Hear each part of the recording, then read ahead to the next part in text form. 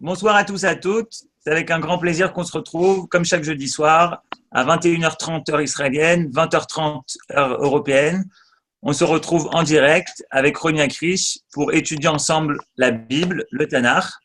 Et ce soir, c'est très spécial puisqu'on ouvre un sujet, le sujet de Shir HaShirim, savoir aimer, qui va se passer en deux volets. Le premier volet ce soir et le second volet qui aura lieu jeudi prochain pour découvrir justement ce texte passionnant et passionné qui va nous parler bien sûr de l'amour, de savoir aimer. Et donc, ce sera ce jeudi et jeudi soir prochain. Si vous voyez le replay, la rediffusion, vous êtes invité à participer au direct avec tout le monde sur un site qui s'appelle fr.lilmod.org et par ce biais-là, vous pourrez rejoindre tous les directs qu'on fait au cours de la semaine. Voilà, bonne étude à nous tous et je laisse la parole à Roni. Bonsoir à chacun et à chacune et heureux de nous retrouver ensemble pour cette étude du Cantique des Cantiques. Je commence par une citation de la Kabbale, du Zohar. Rabbi Yossi commença. Le roi Salomon fut inspiré pour composer le Cantique des Cantiques quand le Saint-Temple fut bâti et que toutes les sphères supérieures et inférieures se complétèrent en une seule entité. Et le Saint-Temple était bâti comme une réplique du Saint-Temple d'en haut, quand le Saint-Temple fut bâti en bas, sur terre, c'est-à-dire, il n'y avait pas eu d'aussi grande joie devant le Saint béni soit-il, depuis le jour où le monde fut créé. Et donc, ce Zohar ouvre en quelque sorte l'essence du chant, puisque le cantique ici est un chant. Et nous pouvons aisément comprendre pourquoi l'achèvement du temple devait pousser Shlomo, le roi Salomon, à chanter. De fait, qui ne chanterait pas d'ailleurs en voyant l'œuvre des mains de l'homme devenir la demeure de la présence divine. Mais dans ce texte du Zohar, il faut y voir une autre raison que la simple conclusion heureuse de nombreuses années passées à rêver, faire des plans, amasser le matériau et enfin construire. Toutes les sphères, dit-il, supérieures et inférieures se complétèrent en une seule entité, dit le Zohar, une simple construction, quelle qu'en soit la magnificence, n'aurait pas inspiré le cantique des cantiques que un de nos sages célèbres de l'époque romaine, au moment de l'invasion romaine d'Israël, Rabbi Akiba, célébra en l'appelant le Saint des Saints. Le cantique des cantiques était pour lui Kodesh Kodashim, c'est-à-dire le Saint des Saints, ou dans la traduction que j'ai l'habitude de vous donner, la vie souffle de vie, en quelque sorte, c'est-à-dire l'essence même de l'élan vital en l'homme. Et donc c'est un chef-d'œuvre dont il dit le monde n'était pas digne du jour où le cantique des cantiques fut composé. La construction sans la globalité. Quand il entend globalité, c'est le rassemblement d'en haut et d'en bas de l'ensemble des particules qui constituent l'entité. Alors lorsque tout trouve une véritable conjugaison et en conséquence conjugalité, il y a donc de cette unité-là. Voilà ce qu'il entend, ce qu'on entend dans le Zohar et ce que Rabbi Akiba entend concernant ce texte-là. Shlomo ne fut pas le seul potentat à construire un temple somptueux, mais il fut le seul à construire un qui fut digne d'accueillir la présence divine, ainsi qu'on nous l'enseigne. Il fut aussi le seul à composer ce cantique des cantiques où s'exprime à la fois l'Esprit Saint et un amour passionné de Dieu, un chant qui, à notre humble avis, dépasse tous les chants des Écritures par sa sainteté et la joie du service divin qu'il inspire. Le temple, pour vous situer, fut achevé, selon la tradition, le temple fut achevé le jour où le cantique des cantiques fut composé. Et cependant, Rabbi Akiba, que je citais précédemment, attribue la grandeur de ce jour plus au chant qu'au temple. Et le Zohar décrit le cantique des cantiques comme l'achèvement, comme nous l'avons lu, d'une entité supérieure à toutes celles qui ont pu être réalisées auparavant. Une entité propre à inspirer le plus haut degré de joie divine dans cette conjugaison entre le Créateur et la créature. Et il est certain que le concept en hébreu de chant, selon la Torah d'Israël, diffère autant de la simple poésie que la lumière du soleil de la clarté d'une bougie. Et que rajouterais-je? Qu'est-ce donc qu'un chant? Qu'est-ce que l'entité dont il s'agit ici? En quoi consiste la grandeur unique du cantique des cantiques? D'abord, question. Qui chante la louange du Créateur? Les hommes, même les plus grands parmi nous, ne le font qu'occasionnellement. Le chant des louanges de Dieu est pourtant constant. Une citation, une autre citation, oui. Les cieux racontent la gloire de Dieu dans les Téhilim, dans les psaumes de David. Les cieux racontent la gloire de Dieu et le firmament, l'œuvre de ses mains. Pour ceux que ça intéresse, c'est le psaume 19 au verset 2. Et que fait le psalmiste ici? Bien, il déclare que toute la création dit la gloire de Dieu. Nos sages développent donc cette idée dans les textes qu'ils vont écrire et dans un petit livre que l'on a l'habitude d'appeler en français chapitre du chant, mais en hébreu Pirkei Shira. Alors qu'est-ce qu'ils nous disent à ce propos-là? Ils nous disent que chaque élément de la création, du puissant soleil à la minuscule fourmi, de l'oiseau au chant mélodieux, à la croissante grenouille, chacun chante sa louange particulière à Dieu. Chant composé d'un verset ou plus des Écritures. La terre va proclamer qu'elle appartient dans sa plénitude à Dieu son Créateur. Les étoiles proclamaient que Dieu seul fit les légions célestes. L'oiseau du désert bénit celui qui apprend de lui à avoir confiance en Dieu pour sa subsistance, et ainsi de suite. Le cheval enseigne, et je vous cite, que de même que lui regarde vers son maître, tous doivent regarder vers Dieu. La fourmi affirme montrer aux personnes paresseuses combien peut être accompli en utilisant les dons de l'Éternel. Et en fin de compte, le cantique des cantiques qui peut être entrepris et appréhendé comme une histoire d'amour. Nos sages ont voulu affirmer, et de manière probante, que cette histoire d'amour n'était pas simplement le sens obvi de la métaphore, celle de l'homme et de la femme, mais que nous soyons à même de nous élever vers un entendement et une compréhension qui viendrait ici nous mettre dans un face-à-face avec cette conjugaison entre le Créateur et la créature, entre Dieu et Israël. Et donc, selon ce que je vous disais précédemment, d'après nos sages, concernant le sens du chant, le chant de louange à Dieu apparaît quand chaque élément de la création accomplit la tâche qui lui est attribuée.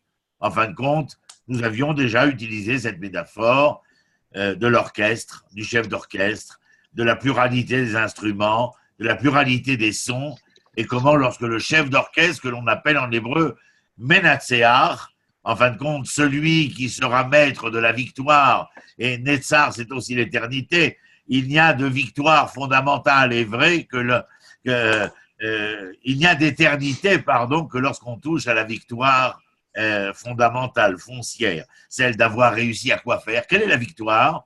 La victoire est donc d'avoir été capable, à travers la multitude d'instruments et la pluralité de sonorités, d'avoir fait entendre une symphonie des plus harmonieuses.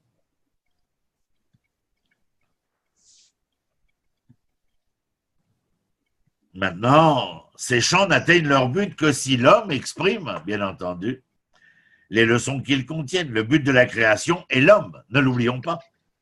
Ses vertus l'ennoblissent, ses péchés le dégradent quand l'homme entend le message du soleil et de la fourmi. Et tous les messages intermédiaires, la création devient la symphonie voulue par Dieu. Mais quand l'homme voit tout et ne perçoit rien, quand ses télescopes lui montrent des étoiles distantes de milliers d'années-lumière, qu'il peut réciter des statistiques assourdissantes sur le système solaire et énoncer toutes les données indiquant si la vie existe sur Mars ou non, mais qui ne peut pas dire « Les cieux racontent la gloire de Dieu » tel que je viens de vous le citer dans les psaumes de David. Alors la symphonie de la création est jouée pour un critique sans oreille. Il entend les sons, mais pas la musique, une cacophonie, mais certes pas l'harmonie. Les créatures accomplissent toutes leurs tâches, mais leur chant est muet. C'est vous dire ce que l'on entend derrière l'ensemble de ces mots, bien entendu. À nous d'aller bien au-delà des seuls mots que je prononce, parce qu'en fin de compte, nous n'avons pas toute la nuit ni toute l'année devant nous, nous avons 1 heure. Le combat de l'homme entre le bien et le mal est au centre de la création, son combat à lui, à l'homme, pour atteindre la perfection, parce que c'est un être perfectible, comme dira Rousseau.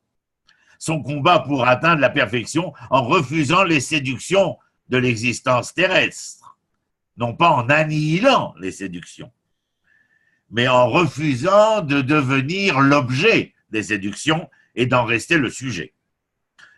Le combat entre l'âme et le corps, chacun essayant de soumettre l'autre à ses propres finalités, alors qu'en fin de compte, comme le Zohar le disait précédemment, être capable d'entendre à travers les contraires entre le jour et la nuit, il y a la création du temps. Si l'homme peut le faire, cette conjugaison, cette conjugalité, il devient le témoin de la création. Cette mission, d'ailleurs, de porter témoignage incombe particulièrement à Israël, car en fin de compte, comme nous l'étudions ensemble depuis des mois, après l'échec d'Adam et Ève, l'échec de Caïn et Abel, l'échec de Noé, l'échec de la génération de la tour de Babel, ce petit bonhomme, Abraham, qui lève la main en disant « Seigneur, si vous voulez, je veux bien tenter de prendre la relève, de relever le défi. » Alors, peuple élu, oui, mais enfin, il y a d'autres élections un peu mieux. Peuple élu, il est élu parce qu'il sait, il a voulu s'élire à travers les patriarches et les matriarches, être l'élu à même de réaliser ce projet divin que j'appelle, vous vous rappelez, l'identité morale de l'être, d'essayer de rendre ce monde empli de savoir moral et de pratiques éthiques. Les plus grands moments de l'histoire des Hébreux sont ceux où la nation a pris conscience de ce que les forces de la nature ne sont pas des automates aveugles. Non seulement l'univers fut créé par Dieu, mais il est constamment renouvelé. Mechadesh, Maaseh, Bereshit, Bechol Yom Tamid. Il renouvelle. C'est cela l'évolution, elle est inscrite là. Il n'y a pas, en tout cas, comme chez l'un de nos maîtres, le Rav Kook, au début du XXe siècle, le Rav Abraham Yitzhak Cohen Kook, de mémoire bénie, de contradiction totale à vouloir venir et dire il y a une perfectibilité du monde et le renouvellement est un renouvellement parce que le processus d'entropie, lorsque la cellule se meurt, la cellule se régénère, il y a une évolution exponentielle perpétuelle vers le mieux et le meilleur. Et il continue donc d'exister par sa grâce sous son contrôle, ne vieillissant ni ne s'altérant, mais se renouvelant. Une des premières phrases qui m'a interpellé dans le texte du Cantique des Cantiques, « Ishakeni mineshikot piyu ki tovim dodecha miyahin » c'est le baiser. Il me baisera du baiser de sa bouche, en fin de compte. Je ne continue pas à expliquer, j'explique à ce moment-là, nous sommes dans le Shirachirim, premier chapitre, verset 2. Ishakeni Shirachirim Asher Lishlomo, et ça c'est le verset 1, et le verset 2, Ishakeni Mineshikot Piyu Ki Tovim Dodecha Miyahin. Alors, Ishakeni Mineshikot Piyu, il me baisera du baiser de sa bouche, Nachon, enfin, c'est ainsi que nous le traduisons.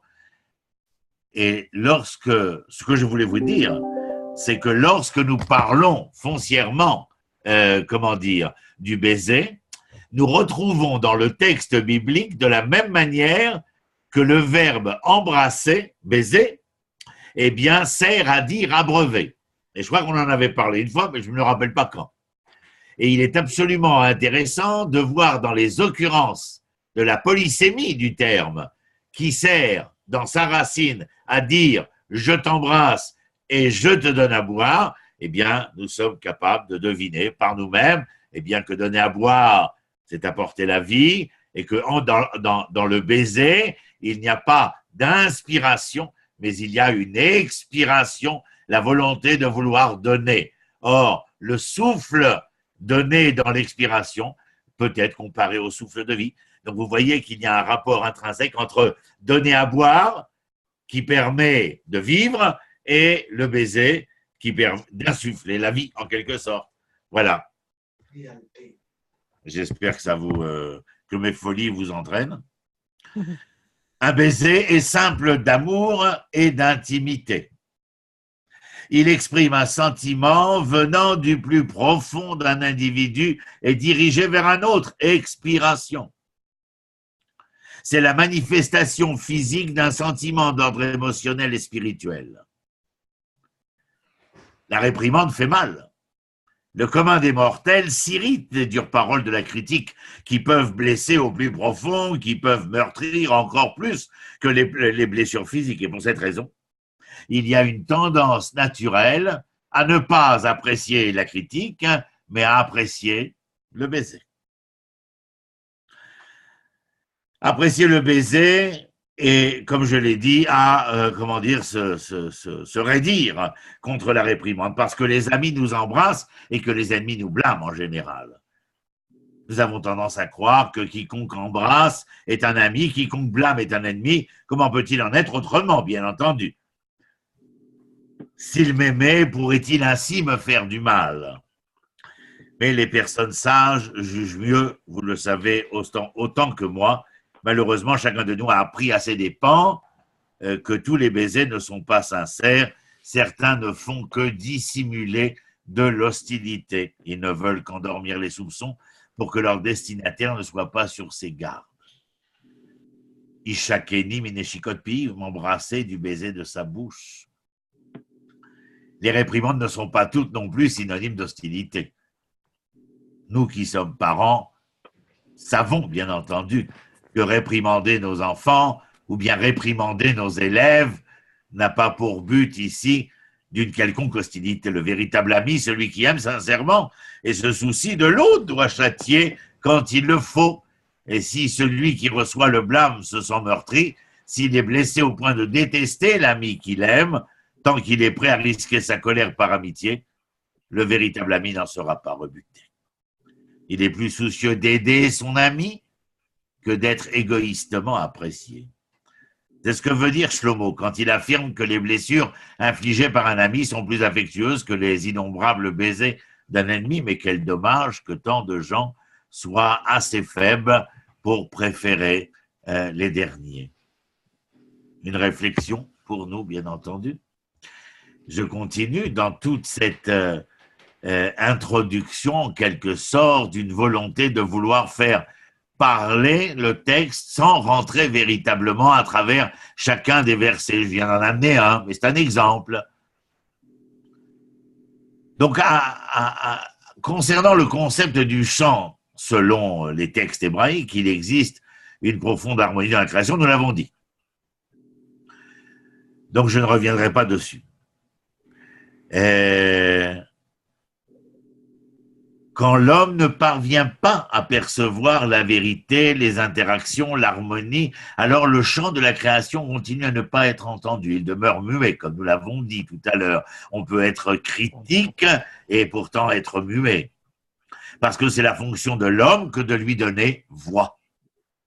Nous sommes les porte-voix à travers ce chant. Quand les eaux de la mer furent séparées, alors nous nous rappelons dans le texte biblique, Israël comprit le but de sa propre souffrance, vit que tous les éléments de l'univers physique comme spirituel faisaient partie du mécanisme céleste.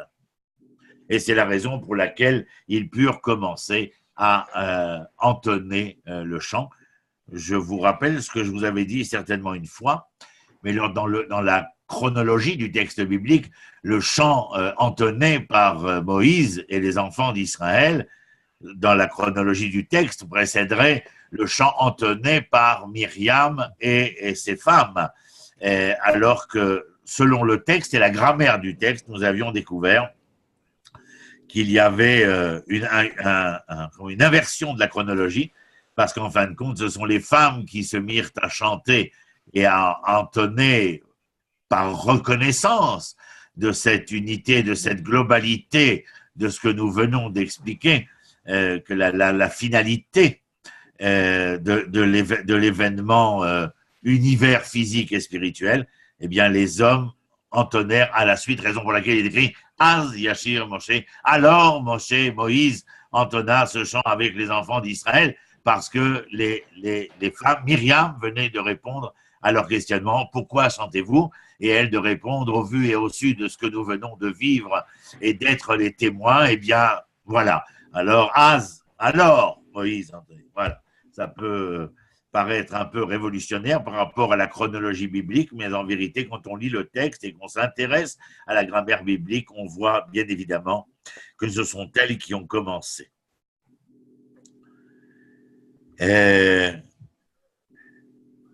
Parce qu'ils crurent, ils purent chanter, je dirais.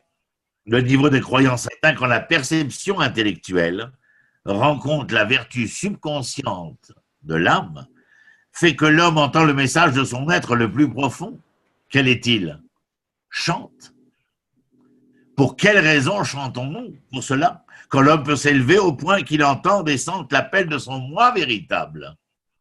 Il se sépare de la vulgarité du temps, de ce que l'on appelle sa nature animale, un nouveau monde se révèle à lui, et il voit dans ce monde matériel, il en est capable à ce moment-là, le monde éternel, et il chante le chant de l'éternité, la louange du Dieu éternel. Il est capable de percevoir dans l'essentiel de cette matérialité ce qu'elle recèle comme spiritualité. Et le chant est constant dans l'âme de l'homme. Mais lui, il ne l'entend qu'épisodiquement.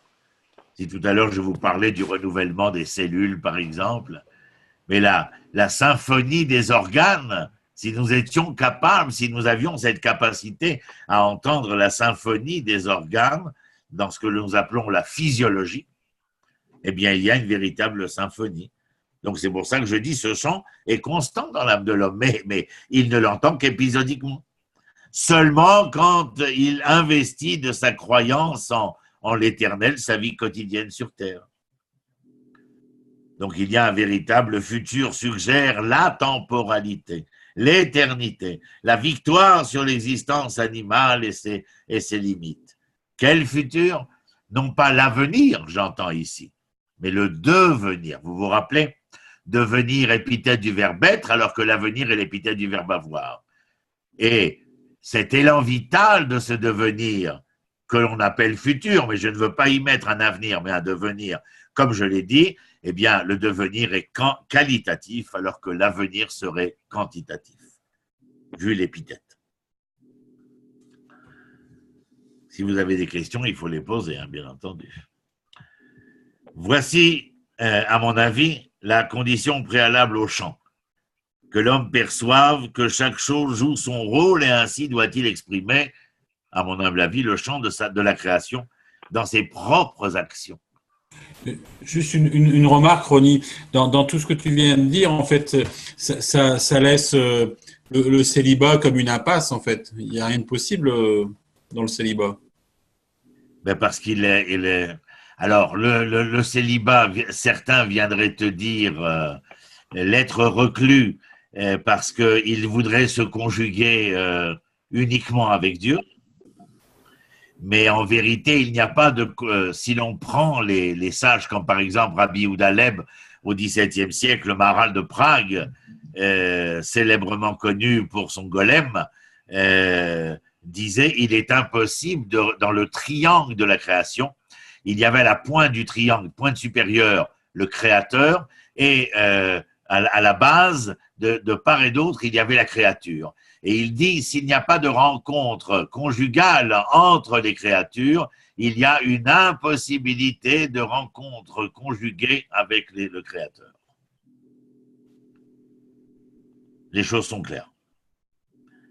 Il y a, comme je l'ai dit maintenant, lorsque l'homme doit jouer son rôle, exprimer le chant de la création dans ses propres actions et faire entendre le chant qui sort de l'âme. Quand nous parlons de l'action de l'homme, la relation ainsi inscrite dans le Shirachirim, à savoir d'une conjugaison conjugale, sous-entendue métaphoriquement par le rapport de l'homme et de la femme, eh bien évidemment, à ce niveau-là, c'est l'investissement, l'engagement de l'homme dans le processus existentiel, dans ce vécu qui nous est propre, bien entendu.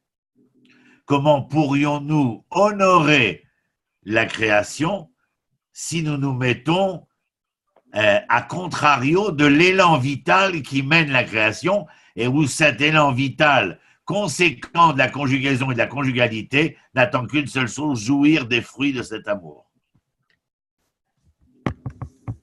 J'ai répondu? Oui. Enfin, je partageais ta réponse avant, mais j'aime bien l'entendre de toi. Donc, tu fais exprès, quoi. Bon, d'accord. Non, mais c'est évident, mais c'est bon à entendre. Monsieur Henri, vous passerez à mon bureau. Que voulais-je dire encore?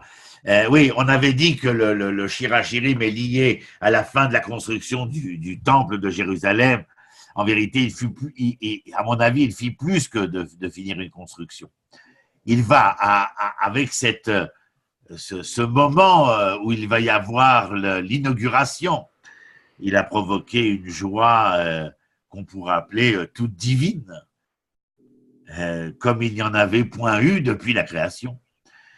Il construit un temple sur terre qui était la réplique du temple d'en haut, pourrait-on dire, selon le texte kabbalistique. Et il s'agit là de sa dimension spirituelle, comme tous les endroits où l'écriture, le midrash et l'exégèse biblique font référence à une réplique humaine d'un objet céleste.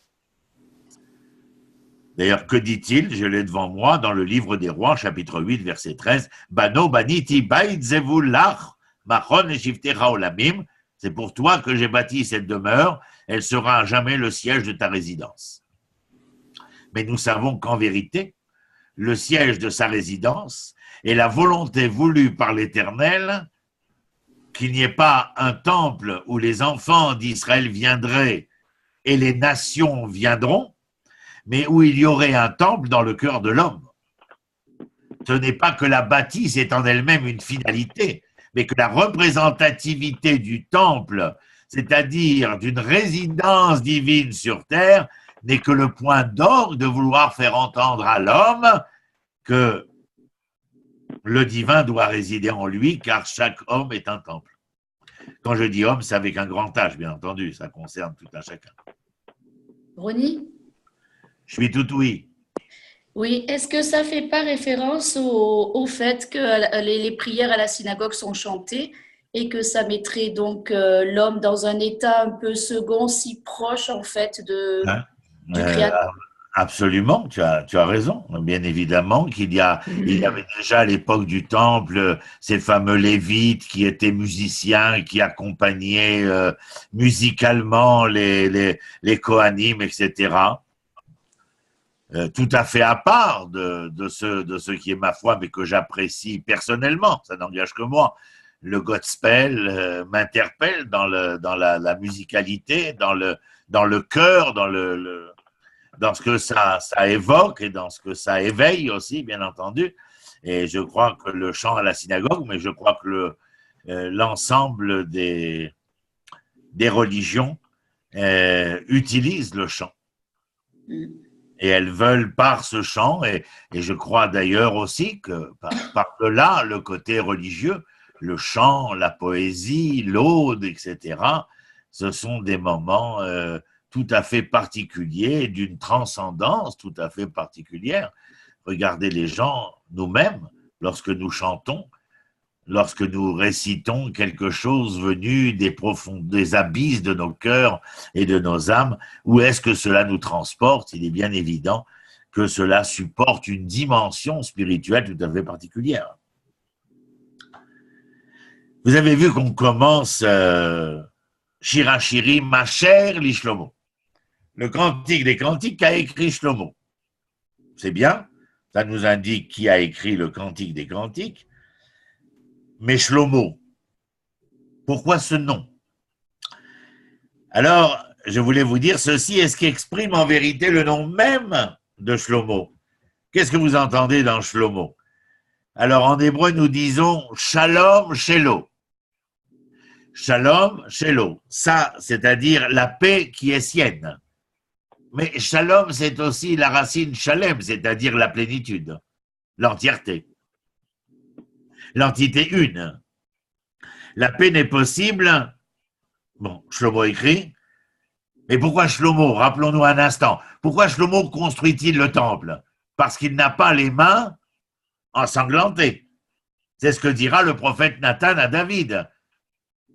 Mon Seigneur, vous ne pourrez, contrairement à vos vœux, construire le temple, puisque vous avez versé trop de sang pour des guerres, la plupart justifiées, quelques-unes injustifiées, mais nous vous rendons grâce d'avoir pu asseoir la souveraineté et par cette souveraineté la sérénité d'Israël, mais vous ne pouvez pas construire le temple. Le temple, ce sera Shlomo qui le construira parce qu'il est la paix, parce qu'il est la plénitude, parce qu'il est l'entièreté, parce qu'il est cette sagesse, tout du moins pendant les 20 premières années, il est cette sagesse qui permet au temple pas seulement d'être construit, vous savez en hébreu, lorsque les pionniers qui sont décrits dans le livre de Meir Levin s'expriment, ils disent « Banu livnot velei banot ».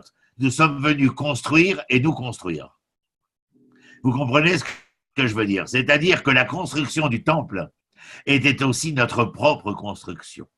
Et celui qui pouvait être le témoin, la mesure étalon concernant cette construction, était Shlomo qui, par sa sagesse, son savoir, sa connaissance, mais surtout sa sérénité, sa quiétude et sa probité, eh bien, était capable d'amener Israël non pas seulement à construire le temple, mais à travers cette construction à se construire.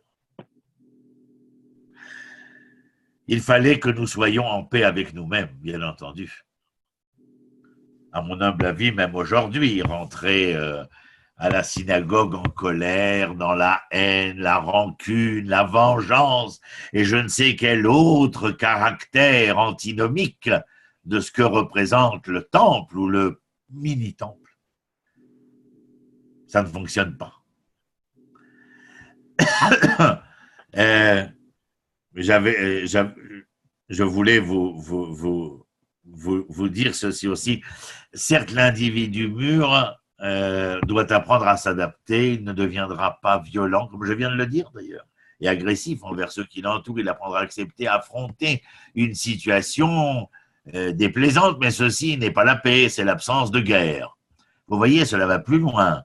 Je ne vais pas au temple parce que je m'abstiens de faire la guerre, mais parce que je suis de paix. Pourquoi m'aimez-vous, mon chéri? Oh, je n'ai point de haine, mamie. Ah, que nenni, mon ami, ce n'est pas comme cela que nous parlons. Si je vous aime, je dois déclarer mon amour impétueux, incandescent, mais pas parce que, par négation, mais par une volonté positiviste, je vous aime. Non, je ne vous hais pas. Oui, ben ça fait quand même une sacrée différence avec je vous aime. Cette idée est bien plus évidente appliquée à la société. Le crime peut être contrôlé parce que la police, aujourd'hui, dans nos sociétés démocratiques est efficace, les tribunaux expéditifs dans leur jugement, ou bien les guerres peuvent être évitées par l'équilibre des forces ou par la terreur. Les nations peuvent simplement ne pas vouloir risquer le coût énorme des guerres, le carnage, des souffrances. Mais la cupidité, le carnage, les souffrances, la haine, la connivence, la suspicion, elle demeure. Enlevez la menace du châtiment. Et comme l'exprime la Mishnah, dans le traité, les Maximes des Pères, l'homme avalera son voisin vivant s'il n'y avait pas de juge et de justice. Ceci aussi n'est que l'absence de guerre, pas la paix. Donc vous voyez où est-ce que je vous emmène avec ce cantique des cantiques, à décortiquer tout ce qui supporte l'écriture du texte métaphorique dans cette conjugalité entre l'homme et la femme, et voulant à travers cette métaphore nous transporter vers une transcendance de la relation entre le créateur et la créature. Mais il faut savoir tout ce que nous disons là, parce qu'après cela, bien entendu, vous allez à la maison ce soir ou demain prendre le texte, vous allez lire et vous rappeler ce que nous avons fait ce soir, les choses vous paraissent d'autant plus claires, limpides. La paix dans la pensée d'Israël est une conception positive. La paix signifie que chaque faculté dans un homme, chaque homme dans une société, mes amis, chaque société dans le monde a la possibilité de s'accomplir, se satisfait de son rôle. Elle n'envie pas le rôle de l'autre. Ce que j'explique à mes étudiants. Ce que l'on vous apprend en psychologie, dans les cours que je vous donne, c'est bien entendu afin de partir à la rencontre de soi. Et cesser de croire que comment dit-on en français quand j'étais plus jeune, que le jardin du voisin est beaucoup plus vert que le mien. Or, il n'est pas plus vert que le tien, il suffirait au tien d'être arrosé, bien entendu.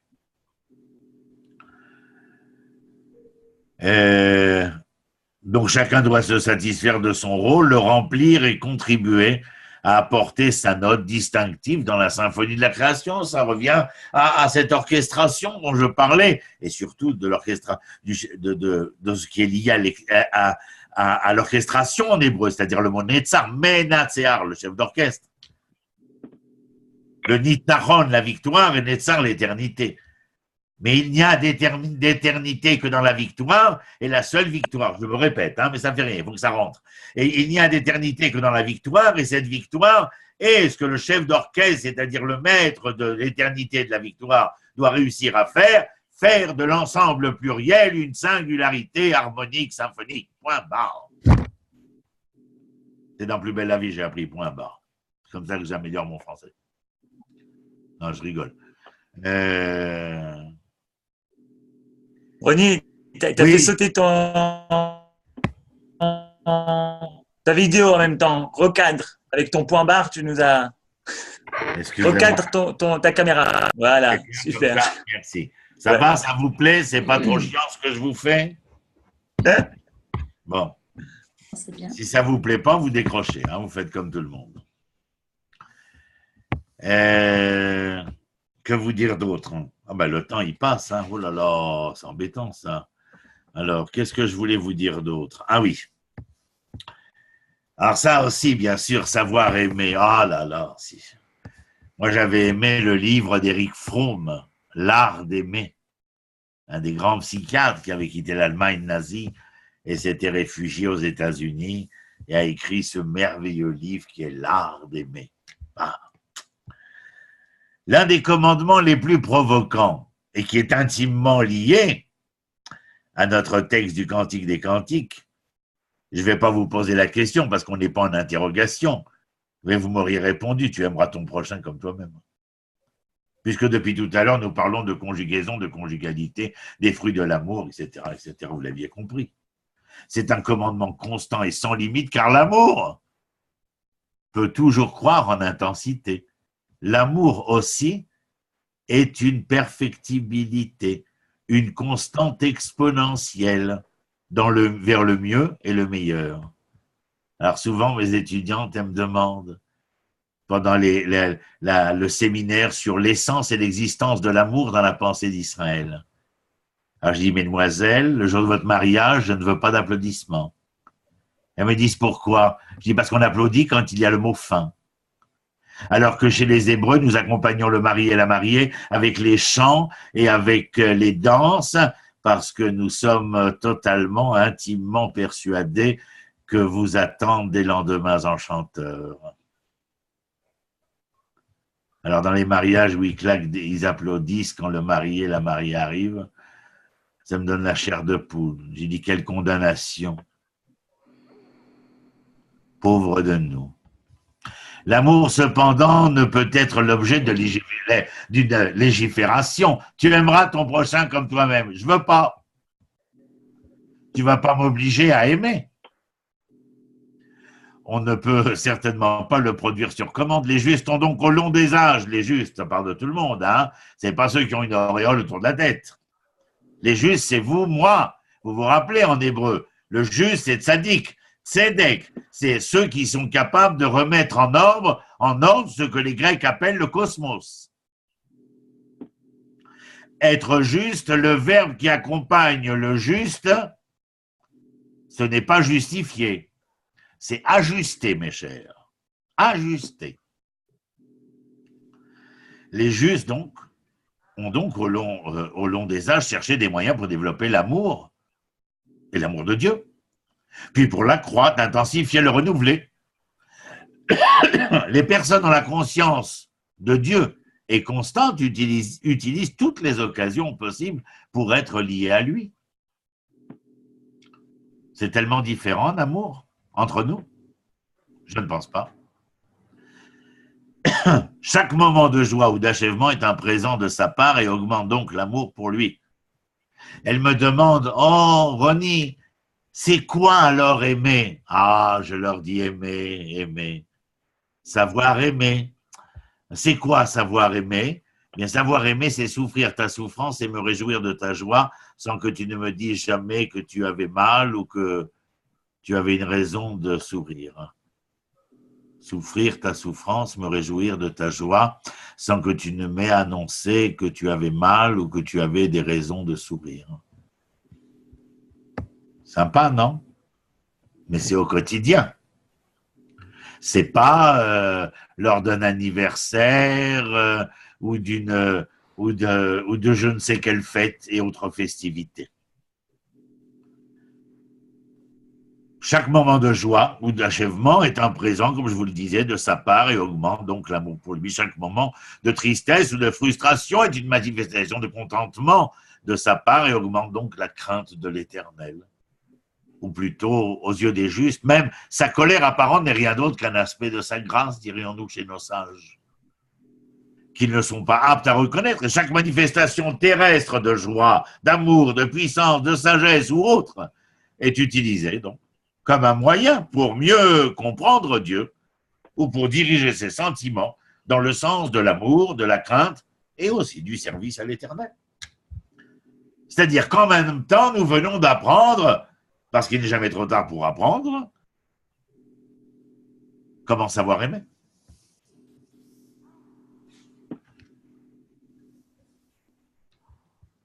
Il n'y a pas d'émotion humaine, à mon avis, mais ça n'engage que moi, plus haute que l'amour, le véritable amour. Plus l'amour est authentique, plus celui qui aime abandonnera toute pensée de profit personnel.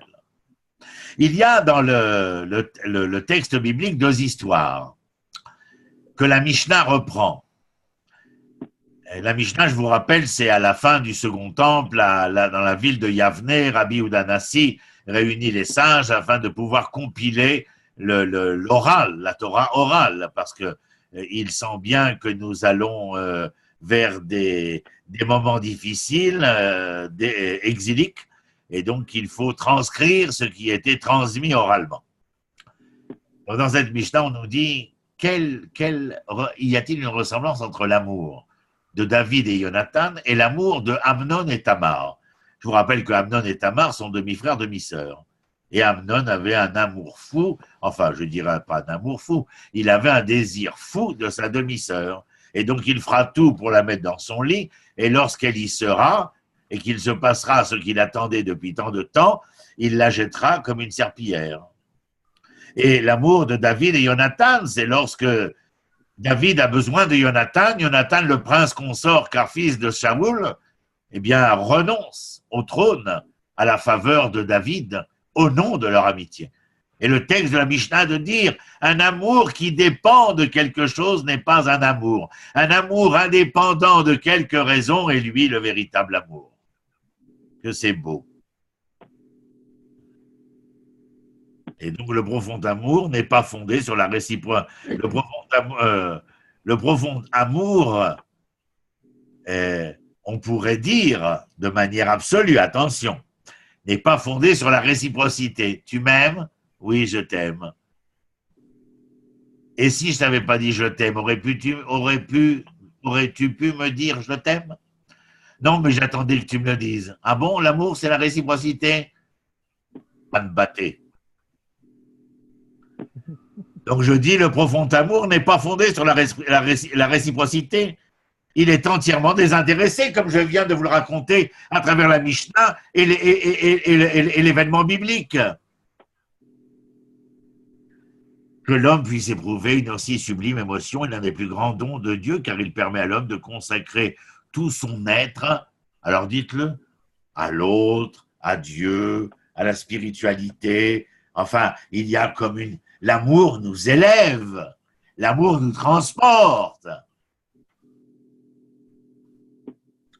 Aimer, c'est donner. Alors regardez, en hébreu, donner s'écrit de la même manière à l'endroit et à l'envers. C'est-à-dire, là maintenant, je vous dis, il y a réciprocité. Ben oui, tout à l'heure, je vous ai dit, dans l'absolu, il n'y a pas de réciprocité.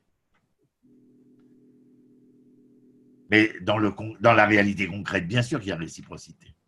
Il n'y a pas exigence de réciprocité. Il y a une volonté de réciprocité par un don naturel. Parce que l'amour, dans sa forme la plus véritable, je le répète, est désintéressé.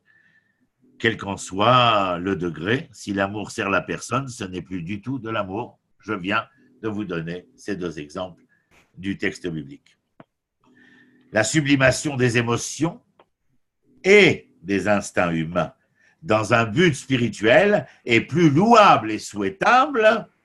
C'est une nécessité absolue pour accomplir la mission de l'homme sur la terre.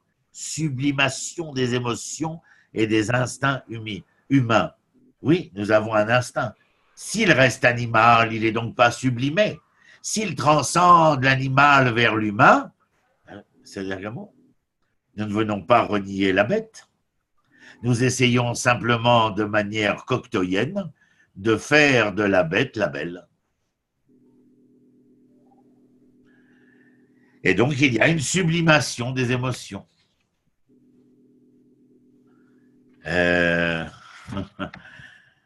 Pour les êtres humains, servir le but divin requiert la participation à la fois du corps et de l'âme, bien entendu. Si nous étions que dans le désir physique et que nous n'avions aucune âme dans le désir, où cela nous mènerait, bien entendu. C'est pourquoi l'âme fut enveloppée dans le corps. Un univers peuplé d'anges aurait autrement été suffisant s'il en avait dû être ainsi. Il est demandé à l'homme d'arbitrer le combat entre son esprit et sa chair, de conclure en faveur de l'esprit sans annihiler son corps. La bataille est constante, seul le front de bataille change. De l'étudiant le plus immature et indifférent au sage le plus grand et le plus saint, le combat se déroule. L'écolier doit triompher du penchant à refuser ne serait-ce que 15 minutes d'étude, de pensée, de réflexion, d'élévation, de sublimation. Et quel que soit le degré du combat, mes amis, l'homme doit utiliser ses désirs d'homme dans un but divin. C'est peut-être la raison pour laquelle vous entendez cette exclamation « Waouh, c'est divin !» Ben oui, c'est sublimé. « Waouh, c'est divin !» Maintenant, ils ont plus l'habitude de dire « c'est chaud ». Mais peut-être que leur intention, ce n'est pas de dire « ah, c'est chaud ». Non, c'est de dire « c'est divin ». Bon, alors on va leur accorder les circonstances atténuantes. Alors, je disais que j'aime bien cette rencontre du jeudi soir. Moi. Quel que soit le degré du combat, l'homme doit utiliser ses désirs d'homme dans un but divin, disais-je. Le désir de compétition qui nous pousse à vaincre nos adversaires, eh bien, doit être canalisé vers quoi? Vers un acharnement à ne pas laisser triompher tout ce qui nous est ennemi. Tu fumes? Non, je ne fume pas. Mais pourquoi donc? Kiff. C'est un ennemi. Pourquoi? Parce qu'il est capable de me rendre, dépendant, c'est-à-dire de devenir l'objet de mon histoire, alors que je rêve, j'aspire, à travers les cours que j'ai étudiés avec Ronnie, à vouloir rester, demeurer le sujet de mon histoire. La soif d'honneur et de reconnaissance devrait devenir le besoin d'augmenter la gloire de l'Éternel et la reconnaissance de sa grandeur. Or, vous avez bien vu que notre ego joue un rôle tout à fait non anodin. Nous voulons les honneurs et la reconnaissance pour nous.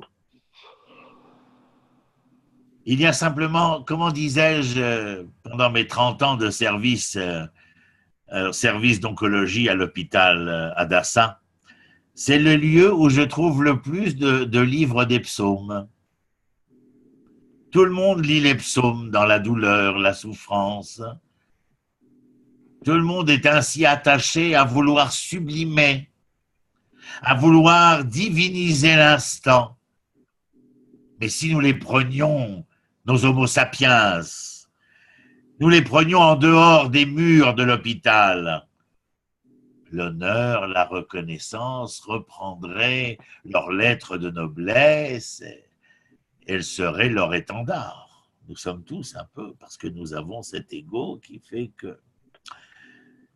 Moi je dis c'est bien, c'est la raison des bénédictions, ce qu'on dit brachot en hébreu. Vous avez appris avec moi que bracha, la bénédiction, bénédicter c'est la bonne parole bien entendu, mais que la bonne parole était génératrice. Pourquoi? Parce que bracha, je vous avais appris que ça vient à l'origine de berer, berer c'est le genou, et le genou servait à cet agenouillement qui permettait aux femmes d'avoir un accouchement naturel. Et donc, en fin de compte, bénir, c'est générer que... Ronnie, juste une remarque pour un peu défendre l'ego, mais l'ego, c'est aussi un carburant qui permet de faire des projets. Absolument. Tu as bien vu, depuis tout à l'heure, je vous dis, à chaque fois que je parle de l'esprit, du divin, etc., je vous dis, attention, sans annihiler le corps, sans annihiler la matière, etc., bien entendu. Maintenant, le point que tu relèves ici est un point qui nous amène, ou qui nous entraîne plutôt, à devoir être, encore une fois, les sujets de cela. C'est-à-dire les sujets, c'est-à-dire les maîtres d'œuvre de cela. De pouvoir donner le caractère, notre caractère, en hébreu, mida, c'est-à-dire la mesure. C'est-à-dire que nous sommes les maîtres d'œuvre à pouvoir donner la juste mesure. Ni trop peu. Et cela est important. Ah. Bon, et ça, je regarde la montre à chaque fois, c'est une angoisse. Et donc c'est de cet amour, pour vous dire toute la vérité, dont il est question dans le Cantique des Cantiques, le plus saint parmi les plus saints, comme disait Rabbi Akiba. Rabbi Akiba avait expérimenté dans sa propre vie ce que signifiait la dévotion désintéressée. Et pour cela, un berger aigri devint le plus grand homme de sa génération. Aigri parce que jusqu'à l'âge de 40 ans, il n'y croyait pas tellement. Ce n'est que lorsqu'il vit les gouttes de pluie tomber de manière consistante et suivi sur le même espace de la roche, et que la roche se creusait, qu'il fut bouleversé, ému, etc. Si le Cantique des Cantiques est certainement un chant d'amour, il n'est pas seulement celui d'un être humain pour un autre. Et nos sages ont été catégoriques à ce propos de faire très attention, comme certains voudront le faire, de le laisser dans sa dimension seulement immanente. Mais nous en avons en revanche besoin de cette dimension pour rabaisser des idées trop élevées à un niveau plus simple de compréhension. Si les êtres humains pouvaient comprendre l'essence de Dieu, ces médiocres tentatives de comparaison avec quelque chose de saisissable par l'expérience humaine, n'auraient pas été nécessaires, c'est-à-dire la métaphore. L'emploi de l'allégorie dans le Cantique des Cantiques est en lui-même la meilleure indication de ce que son sens véritable est au-delà de la compréhension humaine. Je vous donne un exemple. Non, je vous en donner 2 ou 3. Le mot Aïn, l'œil, renvoie au pouvoir et au monde de vision de Dieu. Le mot Yad, la main, renvoie au pouvoir de Dieu d'influer sur les événements de ce monde et d'autres mondes aussi bien, dirait-on. Geshem, la pluie par exemple, ne désigne pas les gouttes réelles et concrètes qui forment ce que nous appelons la pluie, mais renvoie au pouvoir de Dieu de provoquer la croissance des végétaux. Ceci nous offre une compréhension tout à fait nouvelle d'innombrables versets de l'Écriture, pas seulement dans le Cantique des Cantiques. Dieu a effectivement un Aïn, un œil, non pas l'organe avec la cornée, la rétine, la pupille, mais un œil, au vrai sens du mot, la capacité de percevoir ce qui arrive. Alors quand vous allez prendre le texte maintenant, après ce soir, eh bien vous allez entendre d'autres choses, mes amis, bien entendu.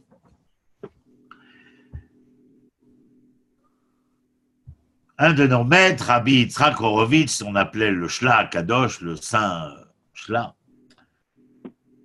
qui nous dit, grâce à cette merveilleuse nouvelle interprétation, dont je vous ai donné quelques exemples, nous percevons le cantique des cantiques dans sa plus claire et véritable lumière. Ces refrains revenant constamment, l'amour, le bien-aimé, l'ami, les organes physiques, l'errance en quête d'un amant perdu, les animaux, les vergers, les montagnes. Tout cela doit être pris au sens littéral, de la même manière qu'il faut prendre les yeux, la main, la bouche de Dieu au sens littéral.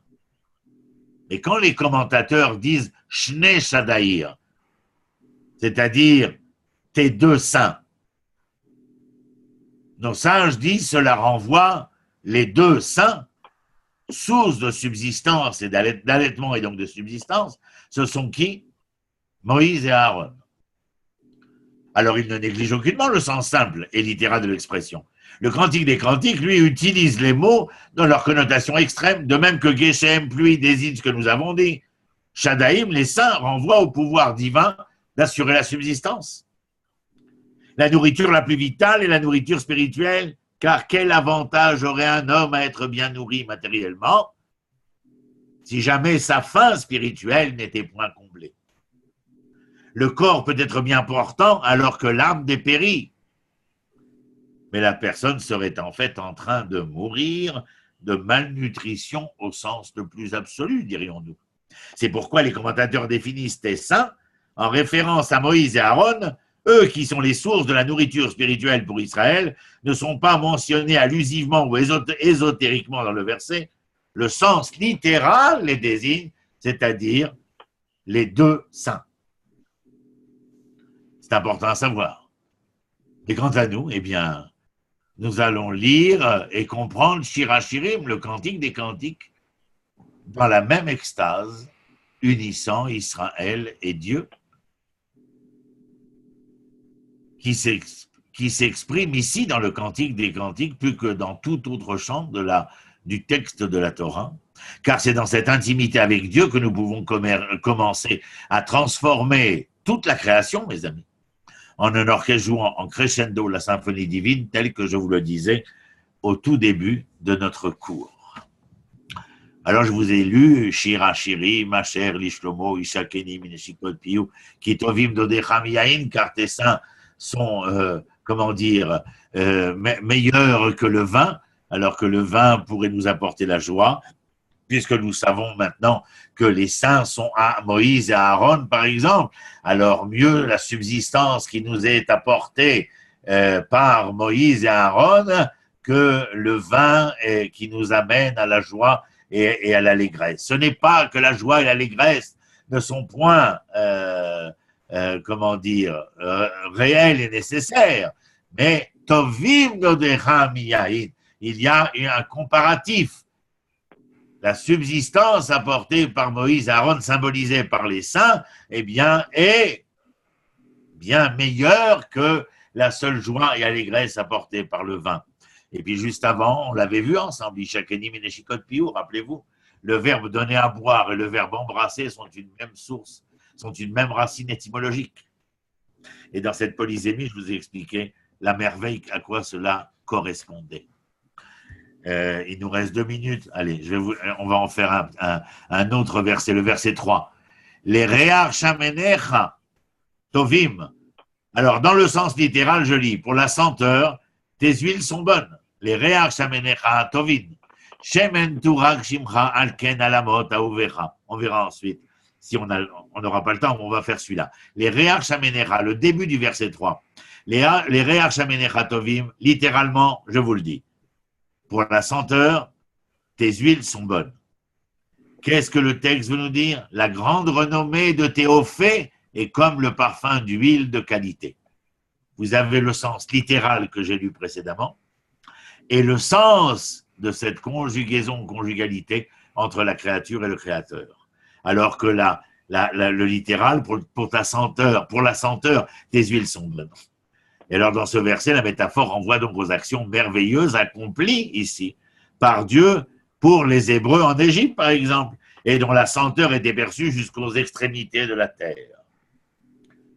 Je vous donne une explication supplémentaire. Nous languissons après toi, non parce que nous avons de toi une connaissance empirique, mais parce que nous percevons ta présence grâce à tes manifestations spirituelles dans la création. La perception de ta présence est symbolisée par la senteur. La capacité intellectuelle de l'homme à discerner au-delà de ce que ses autres sens lui permettent de saisir. Une présence qui gagne l'amour de ceux qui parviennent à la reconnaître. Voilà, avec ces 2 versets et demi, vous donnez un tant soit peu... on finit ce verset, allez, je rajoute un peu, les Re'ach Shamenecha Tovim, deuxième partie, Shemen Turak Shemecha, Shemen Turak Shemecha, ton nom même est une huile qui se répand, le nom de Dieu, mais littéralement, que disons-nous?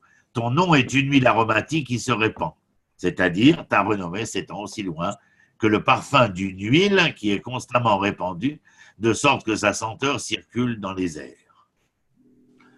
Alors nous voyons bien entendu qu'il y a une explication à travers le sens littéral qui est immanente, c'est-à-dire entre la créature et la créature, et une dimension qui n'est pas littérale mais qui est plus transcendante, qui est celle entre le créateur et la créature, et à travers cela, et bien entendu, nous entendons un autre message, et le verset se termine avec « Alken alamot aouver ahevoucha » Alors, littéral, c'est pourquoi les jeunes filles t'aiment, et le sens, l'autre conjugaison, et c'est pourquoi les nations t'ont aimé. Les nations aiment Dieu. Alors que dans le littéral, c'est pourquoi les jeunes filles t'aiment à qui? À l'autre, l'homme. Le bien-aimé. Alors, la présence de jeunes filles ici dans l'allégorie est en accord avec le thème central de tout le chant, qui est quoi? Il est exprimé métaphoriquement par le couple lexical homme-femme.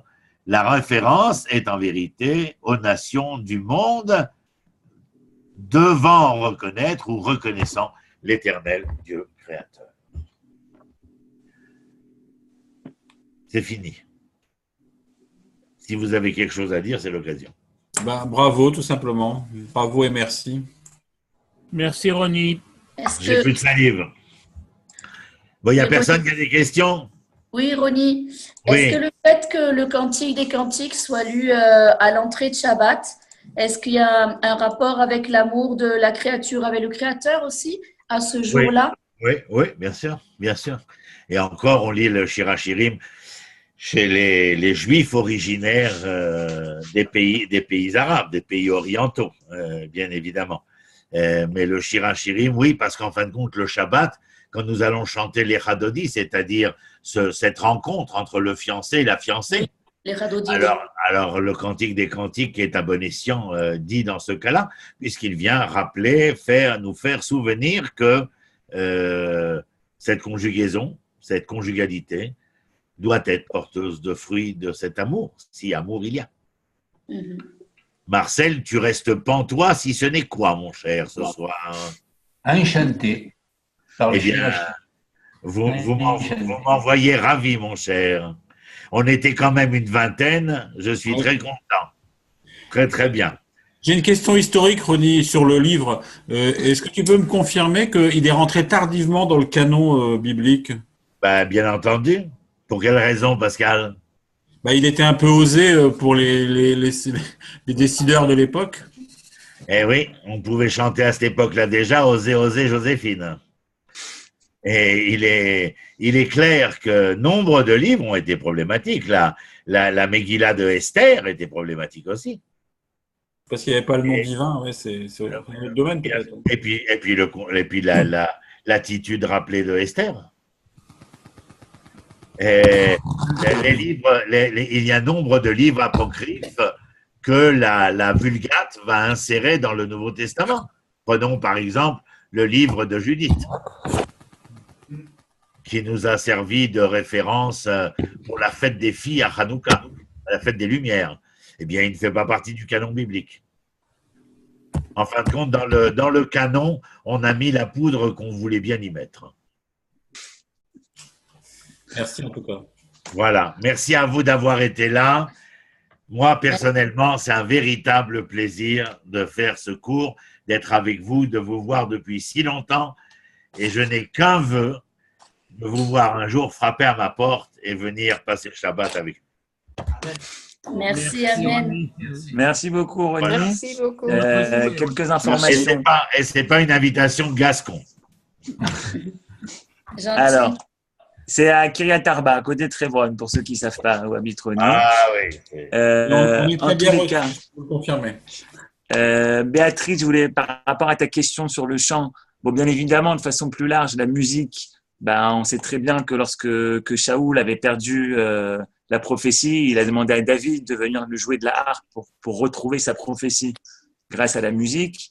Et également, lorsqu'on choisit un chazan, un officiant, il y a une importance justement qu'il sache chanter, puisque c'est lui qui va porter toutes les prières de l'ensemble de la communauté. Donc, il y a une importance au fait qu'il doit savoir chanter. C'est un des critères qui est écrit dans les lois, dans la halakha. Voilà pour ça. Donc, nous, on se retrouve avec Ronnie jeudi prochain pour le deuxième volet de Shir HaShirim. Je vous annonce que pour l'année 2018, on a des nouveaux cours qui ont commencé et qui commencent. On a le mardi soir le cours avec Dr. Eli Bodbol, mon père, qui donne un cours sur le livre de Shmuel, Samuel. On va avoir un nouveau cours qui va commencer avec le Rav Ackerman, qui va traiter certainement des écrits du Rav Kook. Un cours avec le Rav Yitzhak Shuraki qui va parler justement, lui, des rabbanim sfaradim, donc de parler des rabbanim, des grands rabbanim contemporains qui viennent d'originaires de Sfarad, voilà, nous parler de leur histoire. Et également, on aura Eliezer, j'ai oublié à chaque fois son nom de famille, qui nous parlera lui plutôt de l'histoire contemporaine d'Israël, etc. Donc vous aurez tout ça dans les jours à venir sur notre site fr.limod.org où je vous en enverrai également par mail. Voilà, Shabbat Shalom. Il y a des cours d'hébreu aussi, non, Johan? Non, les cours d'hébreu ne reprennent pas pour l'instant. On avait fait des cours d'hébreu avec Ayala. Ayala, non? Ouais, non, c'est pas programmé. Non, c'est pas encore. Mais D'accord. Moi, je vais vous mettre sur